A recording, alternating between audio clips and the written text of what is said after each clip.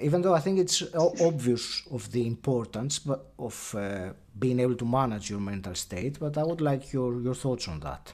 Yeah, of course. So, mental states, there's so many of them, right? Mm-hmm. So happy, sad, joyous, angry, those are like emotional states that we know that, but they're a certain kind of mental state of frustration, things like that. Then you have these other working states where it's, in focus, or you're doing like I guess a better thing is activity states. Mm-hmm. So it's activities that you're doing, and we perceive those and label them as like focus, relaxing, sleeping, working out, recharging, meditation, right? And there's all these different kinds of states that exist in us, right? Mm-hmm. We have really specifically gone under focus, relax, and sleep, because those are like the three categories of I think being human that everyone can kind of relate to. But yeah, it's really important to be able to control those, because we live in a world that our bodies and our minds were not created for. So, 50,000 years ago, we weren't in cities. We weren't having lights in our eyes. We weren't have phones in our pockets where people would message us all the time. And it's really hard to control our mental states being surrounded by all of these distractions. And what we believe the power is, if I can give you the ability to control your mental state, then you can be the best version of yourself. So you can focus when you want to, you can sleep when you want to, and you can, be able to modulate between those different mental states.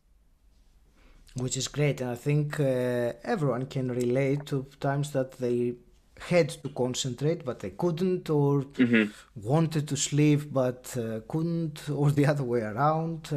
So it's really important. Let's go then to the actual Brain FM app, and if you can give me an overview of how it allows someone to tap into their desired mental state. Sure. So I think first I should say that we're not the first ones that have tried this before. Mm-hmm. If you go on YouTube, you can search for binaural beats or isochronic tones, and you have Yes. thousands or millions of videos that people are trying to do this. Mm-hmm. The thing I like to say first is that the way we're doing it is not binaural beats or isochronic tones. It's actually a novel approach, which I'll get into in a second. Mm-hmm. But binaural beats and isochronic tones, they don't have the same effects that we're able to see in data and in experiments. fMRI EEG, we can get into that later. But this is something different.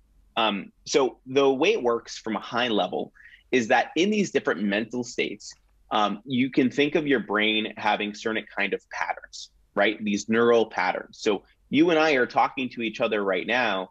We have a neural pattern of, being here recording in this podcast in the same way you would if you were in deep focus or meditation. And what we do is we have those patterns, we understand them, and we create music with certain kinds of rhythmic pulses in the music, which emulate those patterns, which your brain then mirrors and then can easily switch into.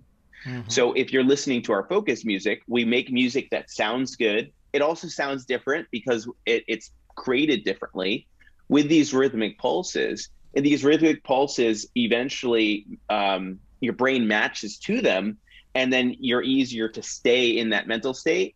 And we call that effect neural phase locking. Mm-hmm.